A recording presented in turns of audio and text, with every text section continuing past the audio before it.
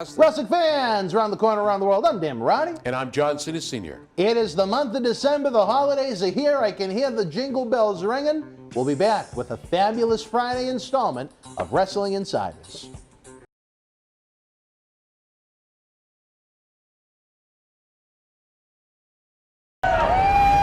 This is Mick Foley. This is Harley Race. This is Shelton Benjamin. This is Mr. Wonderful Paul Orndorff. This is the Monster Abyss. And this is Daniel Bryan. This is JBL, and you're watching the MWF. Be there live.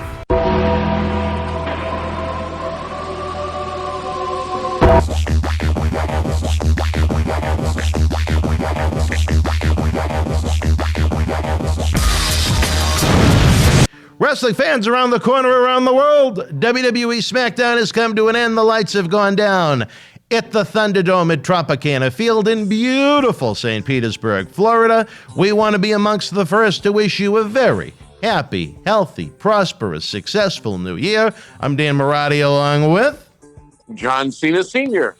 Fabo. How was the New Year's Eve? I remember it was reported in the gossip sections in the Boston Herald in 2019 that you spent $225,000 on your 2019 New Year's Eve bash. I know due to your social distancing, you weren't able to have a gala like that this year. How was the New Year's Eve celebration?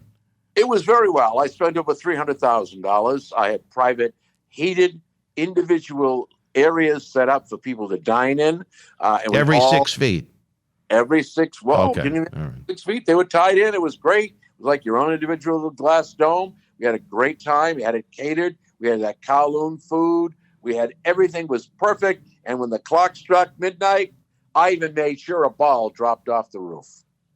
Well, that's what Margot was open for, I guess. So maybe two, but anyway. No, Margot, no. Monique. Monique. That's what we got to keep it remember. Monique. I tell you, Johnny, I had to run over to Linda Marati's abode on New Year's Eve, and I happened to pop by, not in, but drove by Kowloon, and you would think it was the line for takeout. It resembled the entrance to a Patriots game at Gillette Stadium. I couldn't believe there were so many people that wanted that delicious Kowloon Chinese food to end 2020. I'm telling you, it was crazy, wasn't it? And it started at around 11:30. It didn't stop. It went all the way into that parking lot where Bob's used to be. I think it's an Ocean State job lot now. That's exactly what it is now. It was amazing. If I was Ocean State job lot, I don't know if they were open or not, but I wouldn't exactly have been pleased that the line for Andy Wong's takeout went that far. Well, there you go. All right. Well, best to our good friends at Kowloon, the Kowloon Entertainment Dining Complex, Route 1 North, Saugus, Massachusetts.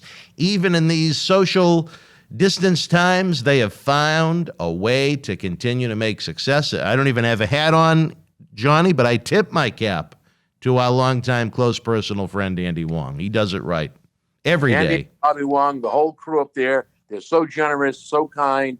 And I said it before, I'll say it again. When you go to the Kowloon, you're not a customer, you're a family member. That's exactly how you get treated by the staff. You're greeted that way, treated that way throughout your whole stay, enjoying your meal and their hospitality. Well, as we spoke about off the air, they certainly had to try and reinvent the wheel in 2020.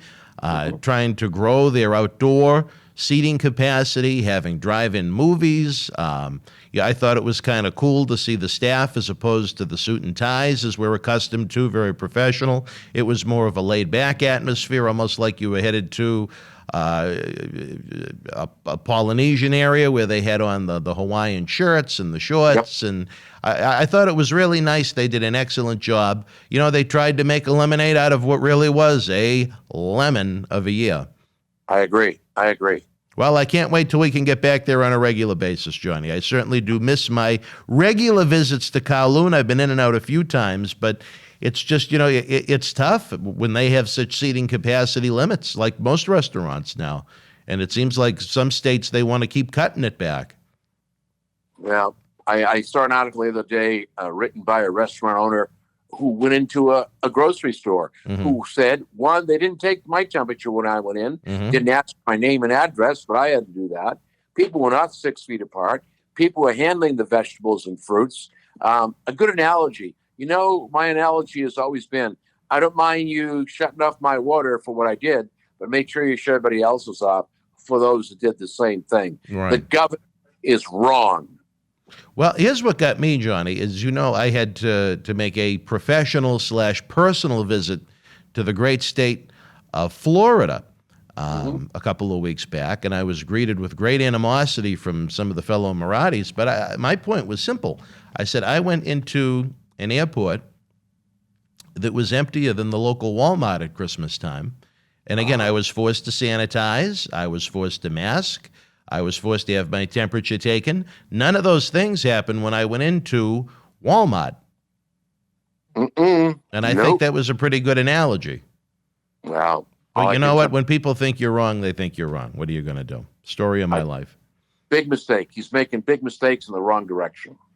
All right, Johnny, hopefully something that won't be a big mistake. This Monday night on Raw, it's shaping up to be a big one back at Tropicana Field. It's going to be the big Raw Legends night. I don't know how much you've heard about that, but WWE, I think, is almost going overboard with how many legends and superstars and Hall of Famers of the past they're bringing in for one night. I don't know how much room you have to fit all of them in one episode, but certainly when you have marquee names like the Hulkster and Nature Boy Ric Flair, the Big Show, along with some of our MWF alumni, the former MWF champion Carlito returns for the first time to the company in 10 years. Outside of his father's induction to the Hall of Fame, you have Boogeyman, a Native American Tatanka who is just here in studio. I know your quote-unquote big friend, The Big Show. It's shaping up to be a hell of a night, Monday night on Raw, to kick off the new year. Well, I tell you, it's loaded. Yeah. It's a stacked night, and in my opinion, it's a night that nobody should miss because it's a once-in-a-lifetime shot. In many cases, as we can see by the number of our brothers and sisters that we're losing in this business, right, maybe the last time you'll ever get to see these gentlemen and ladies perform. It's stacked. Paul Wright, The Big Show, Ric Flair, Tatanka, Boogeyman. You've got it loaded. They didn't call me, but you got it loaded. Well, I was going to ask if perhaps where you are a former Raw main eventer when you clashed with Randy Orton in the main event of Raw back in September of 2007, if perhaps you were an invited guest as one of these Raw legends. No. No. Excuse me. And no, I'm not. But I would have been honored just to sit and watch this great performance that's going to take place, because I'll tell you, I'm tuning in, definitely. Well, you made a great point as far as you never know in this business when the next time you see someone may be the last. If you go back to the last reunion type show they did last summer, when Pat Patterson came away with the 24/7 championship briefly, I believe that was Pat's last televised appearance. That is correct. Yeah. We lost a great man in Pat Patterson. Yeah, we will. I tell you that I don't know if you've seen the numbers, but the tribute that you did for him and Zeus, it was very well received. I don't know if you saw Tony Atlas's tribute to Pat. It was quite different than yours, but everybody has a different opinion in the world of professional wrestling. When I asked Tony, your thoughts on the loss of Pat Patterson, I didn't expect good riddance to be his response, but you know what? That's why we're all entitled to our own opinion in this crazy world, I suppose. Wow. Good riddance. Almost like what you say to me every time I walk away. But anyway, different story for different time. Johnny, before we get into some of the big news of the week, I do have to go to the rumor mill. You always seem to be in the rumor mill. I've noted before, you wind up in the Boston Globe. I'm not the Boston Globe, but the Boston Herald gossip section sometimes. I remember one time, I don't know how it was news, but you shopping at the old Hilltop grocery store made the gossip section of the Herald. I don't know if you remember that. I do indeed. Now, I wonder why that was actually considered news, you food shopping. Because the fabulous one was food shopping at the old meat store there up at the Hilltop Steakhouse. It was one of my favorite places to go to get quality cuts of meat and meet a lot of friends. It was not a case of going and shop every time I went in. I met someone. Hello, how are you? And you know, I just simply went in to do my grocery shopping. But I think there are people out there that go, oh, wait a minute. I just saw John Cena Jr. at the Kowloon restaurant, or I saw him at Skip's Hamburger Joint, or at Home Smart Success Real run by Monique Bob. I saw him there. Who knows? You never know where they're going to see John Cena Sr. I'll say this, Johnny. I think the quality of the actual Hilltop restaurant went down over the years, but the market was a fine place. It was, and the quality of the food in the restaurant, they were bought out by a firm in Texas. Really? And I'll tell you what, once that happened, you could see the gradual decline in the quality. And even in some cases, the quantity of food you were given. I think Giuffrida, God rest his soul, would have probably rolled over several times. That's how bad the food was. Well, I tell you, when you lose restaurants like that, sometimes it's not just the food you miss. It's the memories. It's the atmosphere. It's the experiences you've had with friends and family over there. Like, I think if, heaven forbid, if Kowloon ever closed down, my God, the memories I've had of that fine establishment going back to the mid-'90s when Andy Wong and I became friends. It becomes part of the fabric of your extended life in a way. I'm just sorry I didn't bid on some of the items at the Hilltop Steakhouse. Well, did you want to bring a cow home to the fabulous estate? No, they had some nice memorabilia inside. They had Roy Rogers stuff, Gene Autry. They had some Native American artwork in there. They had quite a bit of memorabilia. Did they do a sale or something like that? I don't remember. They did. You could go in and view the merchandise and then place the silent bid. Yep. Oh, wow. Cool. All right. Well, Johnny, one more for the rumor mill. Oh, there was a reason behind that. I don't know if you have escaped Corona world to go to the movies at all of late, but you know me, that is one of my escapes from reality. I like to go to the movie theater and just veg. Once or twice a month, I saw the new Wonder Woman movie. I'm not the world's biggest superhero movie fan, but I didn't think it was that bad of a story. But leading into the movie, they had the trailer for the new Fast and Furious movie coming out this summer, and there were rumors on some of these wrestling websites that a certain someone on the phone right now that is not me is going to have a cameo in the movie playing the father of both John Cena and Vin Diesel. Are there any... Can you speak to these rumors? Indeed, I can. I can speak to it the same way I spoke to the phone call I received for the Legends situation on WWE Raw. I think that's misinformation. No, I can't back that one up. You will not be in the next Fast and the Furious movie. I doubt that very much. All right. Well, maybe Vin Diesel, he might be impressed to have a Cena as a father. Who knows? The movie's already been shot. The movie's in the can. It's just ready to be released. That's about it. And I certainly hope you saw Wonder Woman at the 4D Theater in Revere. It's closed. Really? You didn't? Wow. You didn't know that the movie theater in Revere closed? That whole thing closed down? It broke my heart. Yeah, the news probably broke in, I'm going to say, right around Election Day, that Amazon bought it out to turn it into a warehouse. And then kind of out of the blue, the weekend we were in Orlando was the last weekend it was open. So I wasn't able to even say goodbye. Again, we talk about these places like the Hilltop that's part of the fabric of your life with different experiences and different people. I remember that movie theater opening in the late 80s, going as a little kid with my aunt and my parents and such. I remember going with my friends when I was in high school. I remember going with Linda when her and I first started going, and other beautiful ladies over the years. And then, the circle of life, as you like to call it, I wound up taking the little Marathis. I remember I took the oldest one to see Superman in 2006. For the first time. I remember for baby Marty, the little one, the first movie he ever saw was there for Horton Hears a Who back in 2007. So a lot of great memories with friends and family and extended family, and I'm going to miss that movie theater. Now I guess my go-to until AMC is able to open back up in Somerville again due to their restrictions in the city of Somerville, which we're dealing with right now, where we have a live event slated in Somerville, Massachusetts. But the Liberty Tree Mall movie theater in Danvers is going to have to be my go-to for the time being. Yeah, it's there as well as the one in Methuen. I understand that 10 people owned the movie theater for one night at in Methuen. That's how many people were in the theater. But it'll all come back. I would say for Wonder Woman, there may have been closer, maybe about 20 people. And this would have been, was it Christmas night itself? I think it was the day after Christmas we went.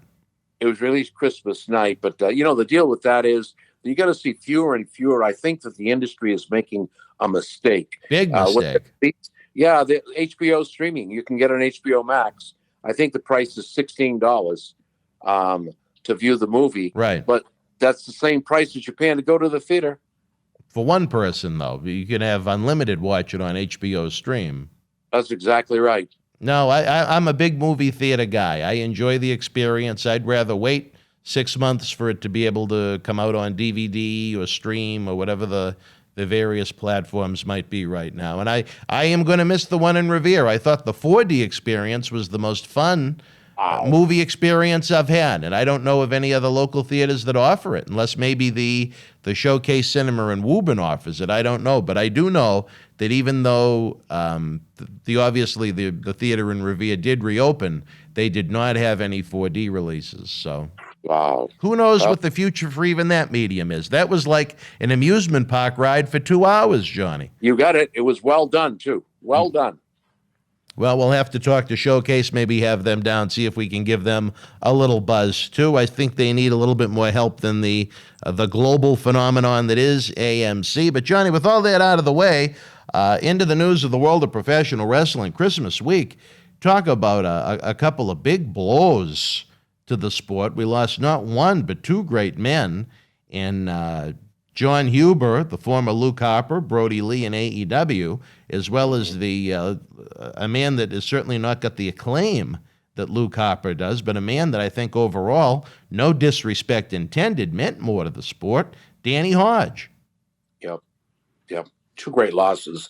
More shocked, really, at the Luke Harper loss, although a loss to the industry, 41 years old, a tremendous giving, a caring individual who truly loved the business, who worked his butt off down there and then came up to WWE and then was released and went over to AEW, had just found another niche, was going along, and all of a sudden, bingo, out of the blue, leaves a wife and two children.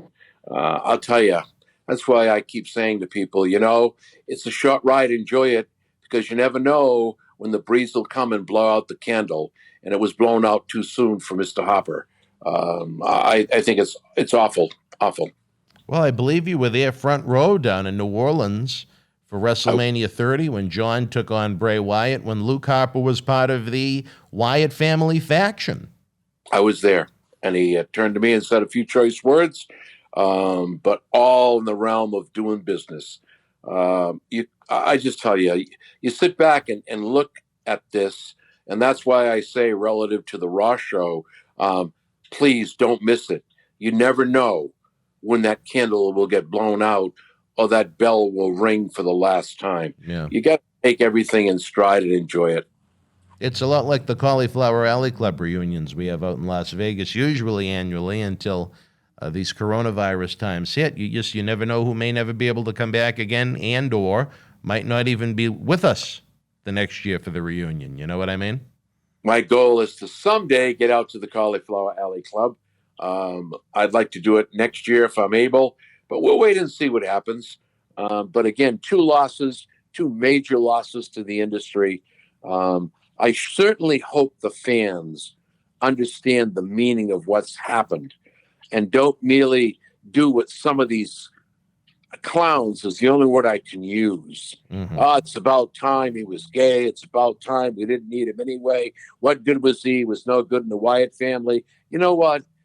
Grow the F up, please. Face reality and look at the positive. Think about the joy. Think about the times that they gave you as you sat in that seat, as you booed or cheered. They made your night what it was.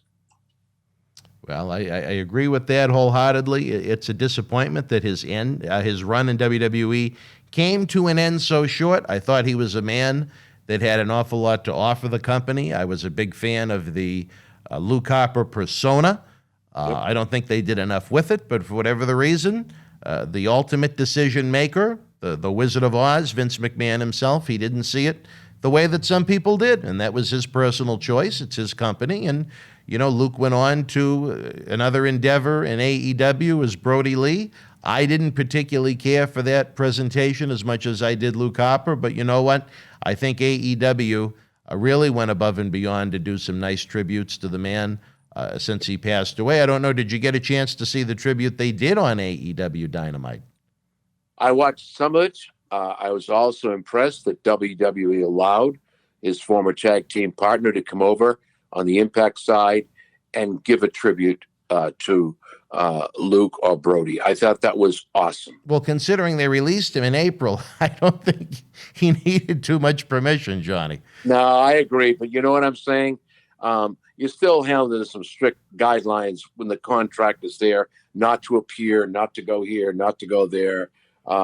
I just think that it's nice to see even the man himself, Vince McMahon, released what I thought was a very meaningful, sympathetic statement regarding the loss of this gentleman.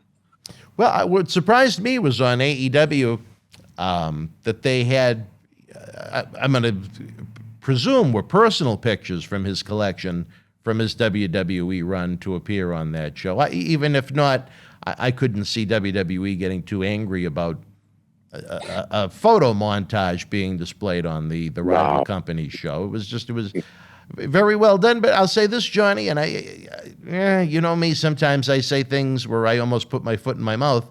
I almost thought certain parts of it were overdone. If it was me that had passed, and again, I'm only speaking about me, and I'm only speaking about one man's personal opinion, I would have rather have seen a more traditional wrestling show dedicated to me more than one that almost appeared like it was dedicated to Brodie Lee's young son, who is a huge wrestling aficionado. He actually signed, maybe the youngest person in the history of the business, to sign a contract with AEW to become part of that company once he becomes of age, which I think says a lot about Tony Khan and family. But for them to just put together these mixed matches with good guys and bad guys and enemies and friends all for one night, it felt a little bit out of place. If we were watching a traditional television show or drama, we wouldn't see that. If we were watching two athletic sports teams play, we wouldn't see them switch teams for the night or something along those lines. Maybe it's the old school wrestler in me, but I would have rather have preferred a hard-hitting professional wrestling show done as a great tribute to the man, as opposed to just kind of taking that 500-piece jigsaw puzzle and seeing it bouncing in some odd ways. As I'm sure there were many diehard fans, or I'm sorry, casual fans that watched the show that had no idea what was going on. Well, each of us has our own interpretation of how we would like to present and immortalize or memorize or let the world remember the individual that's passed on. Yeah. AEW had their own way of doing it. Vince McMahon had his way of doing it. I'm sure that you would have done it, as you alluded to already, differently. Perhaps I would have done it differently. The fact of the matter is that people took the time to at least say, remember the men and the two men that have left us now. And I think left a void in this business. Do you think it was a little much putting the kids on TV so young? I think that was kind of difficult. That's a very, that kind of rings at the heartstrings. It's a very emotional time. The wife is going through probably some traumatic thing. And awful. Knew the disease that he had, and somebody had given him a time frame. I don't know if they've disclosed it or not. It wasn't COVID, that's for sure. It was something to deal with along, I guess. But I think as soon as you bring that side of it in, well, I'll be honest with you, I probably would not have done that. And I agree with you. I mean, if the wife wanted to make an appearance, certainly. But but the younger guy, he feels like he's part of the family. He's actually has a contract with them now. The older of the two, but it seemed like during the opening 10 bell salute, which I thought was very well done, it just seemed like the little one didn't know what the heck was happening, and I don't know if that was putting him on television was the place. I'm not knocking AEW for doing it. I'm sure it came from a very warm place for them to decide to do that, but I just don't think that would have been my call if they had asked my opinion. I would agree with that. Like I say, once again, we all have our way of immortalizing or presenting memories so that others may see a life that's passed, whether it's in pictures or videos. I think that I'm with you. I probably would have foregone the kids. Well, it is going to be a true loss to the industry to see how many he's affected across all brands of professional wrestling right now. I think every company has had some kind of if not a video package, at least a graphic acknowledging the passing of a 41-year-old man that still had a heck of a lot left to contribute, a man from upstate New York, so I consider him a Northeast guy. And it's just a shame where so many people spoke very highly of him. I believe I've only met him a couple of times. I couldn't tell you a lot about him personally other than what I've heard secondhand over the past couple of weeks. But not even couple of weeks, over the past few days, I should say. My God, it was that recent. Rochester, New York, that was his stomping grounds. And of course, I remember when he was there in Rochester. The crowd was behind him 100%. Remember that match? Well, that's right. You'd make the journeys up to upstate New York sometimes where you have family members up there. I have a son that lives in Rochester. Yeah, Yep. yeah. So you've been up to, is it the Blue Cross Arena? Or That's correct. You got it. The place. Yep. It was quite a match. He was fighting a face, as a matter of fact. And they were strongly behind our friend, as they should be. Well, real shame. Again, I think WWE maybe has taken a little bit too much flack. If you're in their position, a gentleman that was a superstar with your company going on, my God, between the time he spent in developmental and the time he wound up leaving, probably about 8-9 years, but going to what some perceive as quote-unquote competition, how big of an on-air tribute should you give the guy? You know what? All I can say is this. The loss of a life, no matter how big or how small, deserves, I think, the same tribute and treatment, because no matter how long we're in the game, we all have contributed something to many or someone or individuals. If you were there 2 months, you might have made a difference to 2 people, which in my opinion is a tremendous achievement. If you're there for 17 years, you might have only made 2 or 3 people a difference in their lives. But the fact of the matter is, everybody deserves recognition. I don't think time makes a difference. I think the individual is the one that makes the difference. And you know what? Whether you're there 1 month, 2 months, 20 years, I think it all should be the same. As far as the television presentation goes, do you think they should have gone further than the graphic in memoriam? You know what? I guess I kind of sit back and do this. It's like when you create a product, a bakery product, a furniture product, how much more can you put on it before it's overdone? Right. I think that what was done is probably just enough. It was done well. The 10 bell salute meant a lot. It's like when you go to a military funeral, the firing of those guns and the blowing of taps. I'll tell you, I usually break down during that. But I think this was the same thing. That 10 bell salute really struck, I think, the heartstrings. If you even have a heart, how could you not be moved by that emotional part of that tribute? The tributes, that's the word I've been looking for all along, the tributes that they do for each of these people. I just think it was outstanding. Well, do you think that, from the WWE point of view I'm talking about, do you think that maybe a video package, a music video would have been out of place where he had left the company within the No. past year. No. No, I do not. And I think that, you know what, this is what I guess I have problems with some of this stuff. You know, you leave the company. He left on good terms. He worked till his butt off. He did things that they asked him to do without question. I think that at some point it's a way of saying thank you and thanks for the memories. I mean, he did leave an impression on a lot of people. He did touch a lot of young wrestlers. He proved that you can go where you want to go if you have the desire, the drive, and you don't quit. He did prove that. Yeah. Well, I agree with you. WWE has done some nice packages on social media and on YouTube. They re-released, I think it's called FKA, formerly known as, which kind of showed him in upstate New York and his roots, where he trained, and locales that he had visited when he was younger. And I came across that, and I thought it was a very nice video.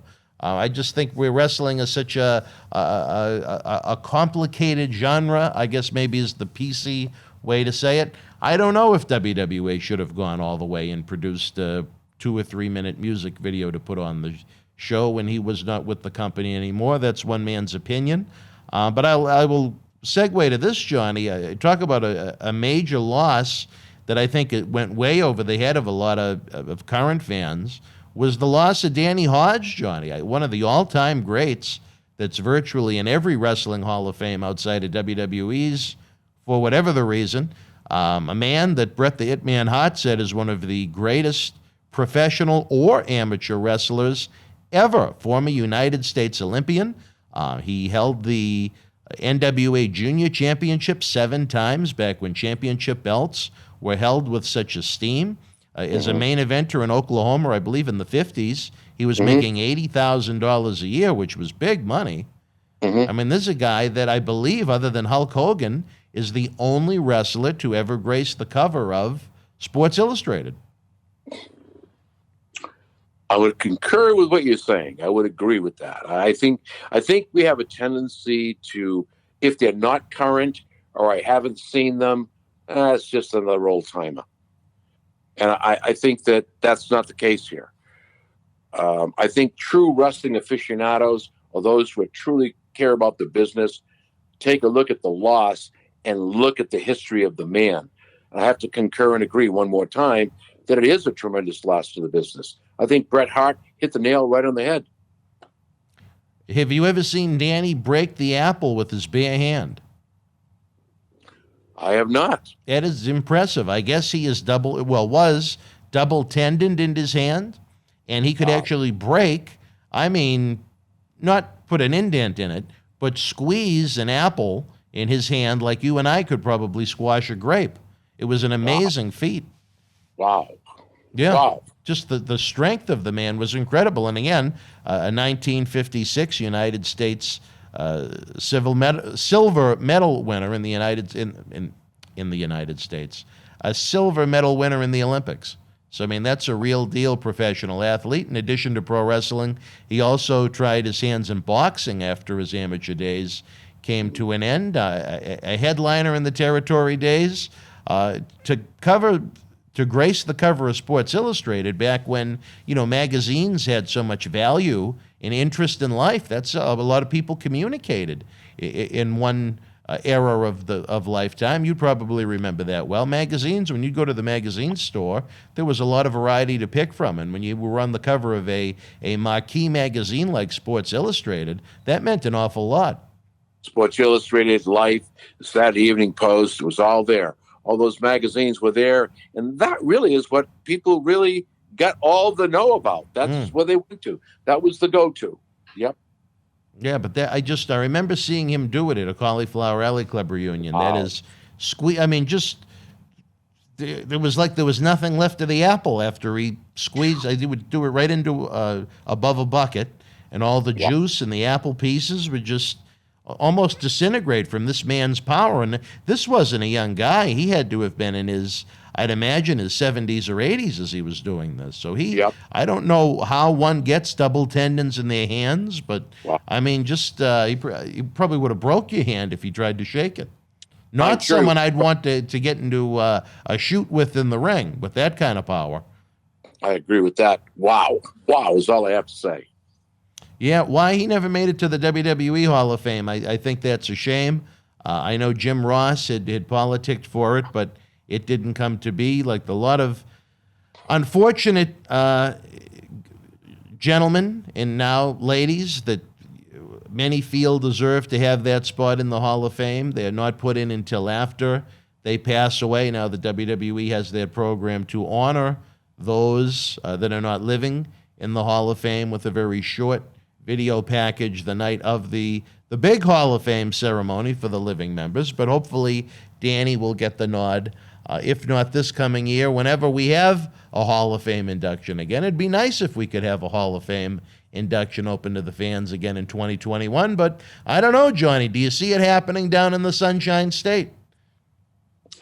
Well, Vince wants to do it in March or April. That's usually when it happens, in April. I think that's too soon. I don't think they'll allow an event of the magnitude of WrestleMania to happen. I don't know. I hope I'm wrong. I really hope I'm wrong. But even with the vaccination, you'd never vaccinate enough people. And the thought always is in your mind with the vaccination out there. You've got people coming from all over the world. If they've been vaccinated is the big question. That's right. Yeah. And look at this British, and nothing against the our friends in England, but look at how quickly it reached the United States. Imagine if that was a WrestleMania with 100,000 people.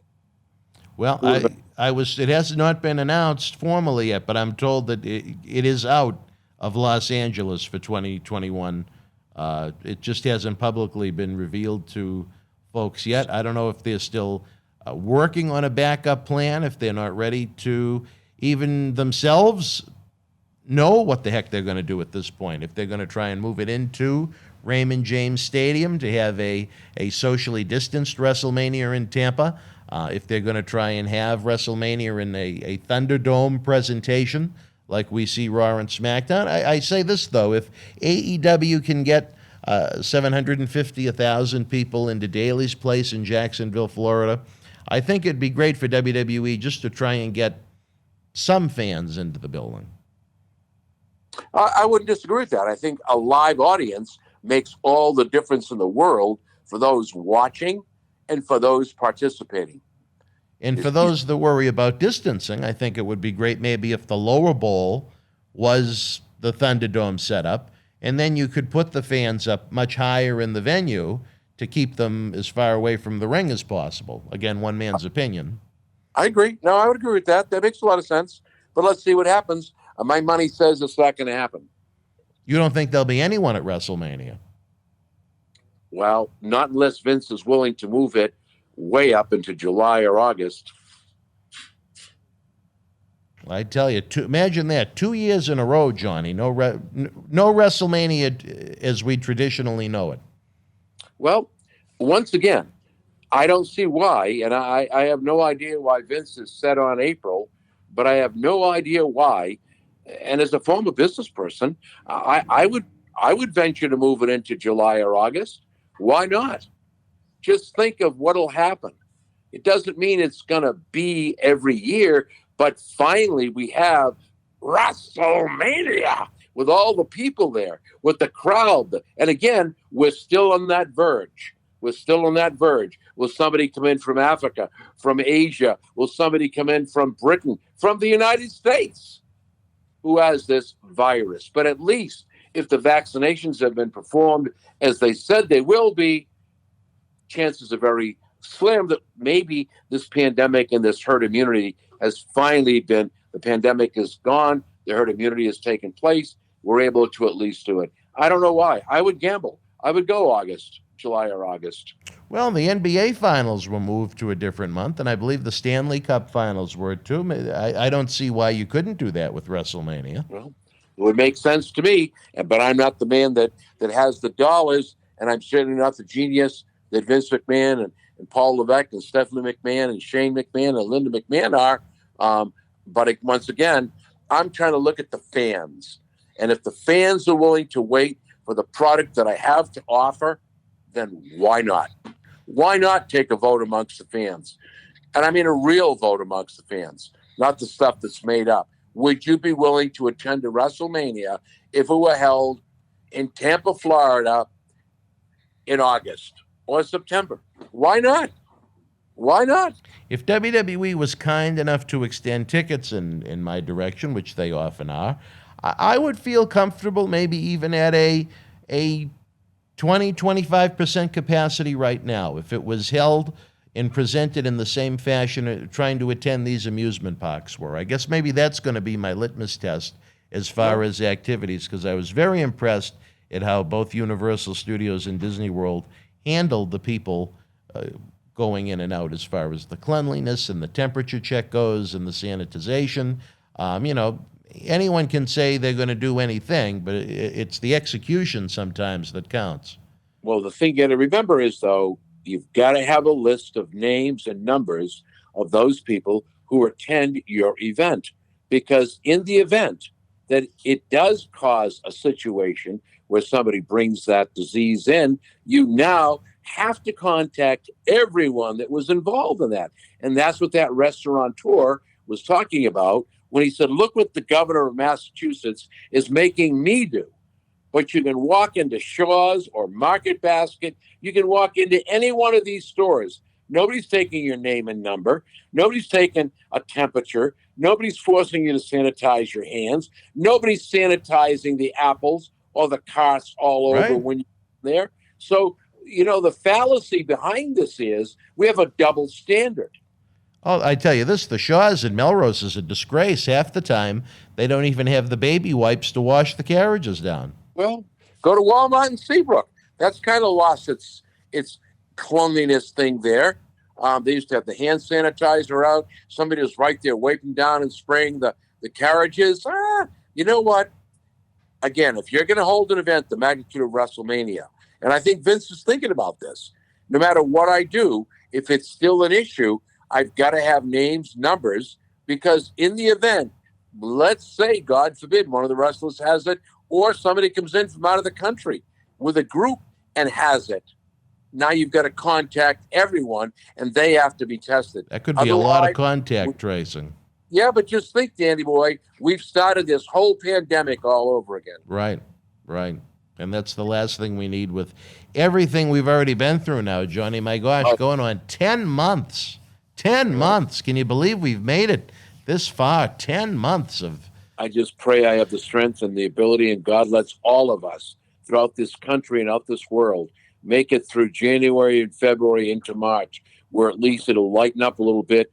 And I pray that the vaccines are successful and a lot of people will take it.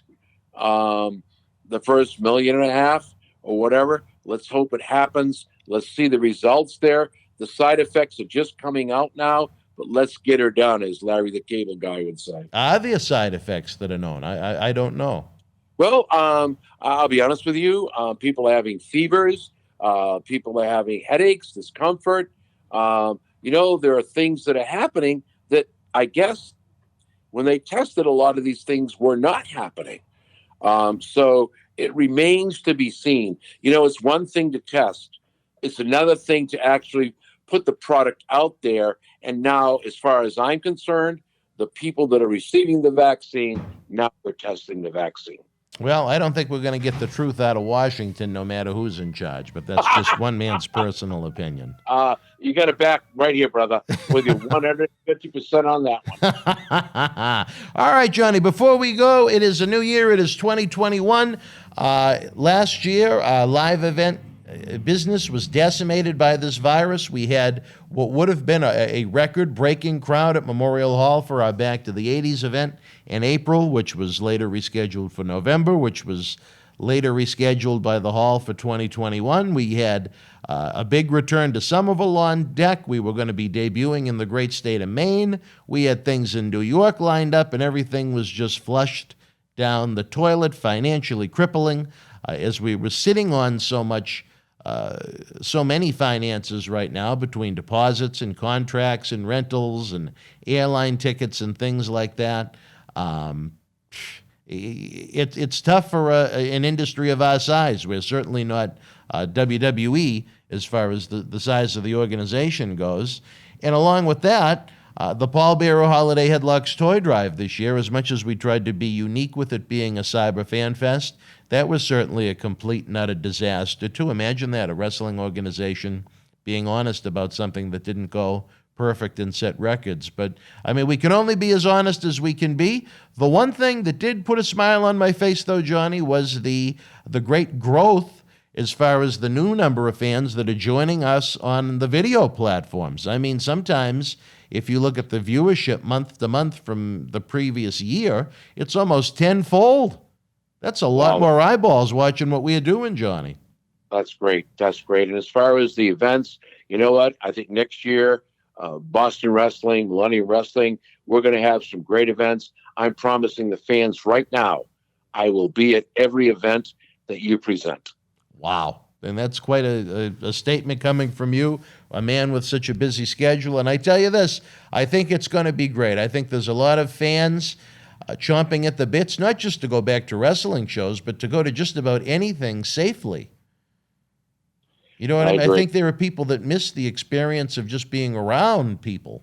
Not everybody, but, you know, I tell you this, I think you know in my life outside of the world of wrestling, I love to go to Friday night Red Sox games at Fenway Park, and I missed them so much this year, not being able to be around that atmosphere and that ambiance and the smell of the food and the excitement of the crowd and the ups and the downs of the games. And, you know, personally, that's something that I missed. I missed the movie theaters when they were closed an awful lot. So for the fans that are jonesing to get back to live wrestling, beyond the professional interest we have in it, certainly from a personal point of view, I understand it too, and no one wants to get back to doing it more than us.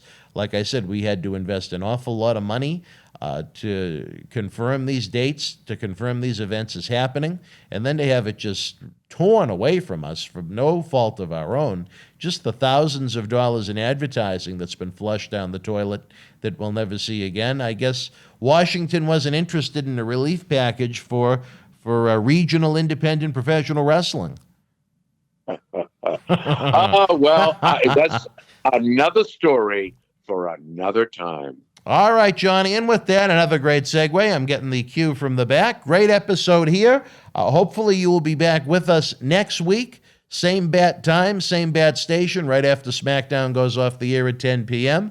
Until you come back from your travels with these the lovely Moniece, amongst some of these other women that are chasing you down. Maybe that's why you're on the lam right now. I don't know. We'll continue to do these podcast style, but hopefully by sometime in January, you'll finally get the Fabo helicopter back to land on the roof of the studio, and we'll do it the way the fans love. Right here together, you and I. You send me the dates and I'll be there. All right, brother. For my frenemy, my partner in crime, a man we've gone at it verbally, we've gone at it physically, but sometimes in the end we shake hands with a pat on the back. It's a new year. It's going to be a year of surprises galore in ways that maybe we don't even know yet. For John Cena Sr., I'm Dan Marty, folks. Until we speak again, you and yours, be well, stay healthy, and more than anything, be positive. Do your best to have the best 2021 possible. Let's all put some goodwill into the world. When Christmas ends, it seems like everybody's demeanor changes. Let's try and keep that Christmas spirit going all year long. Good night, folks.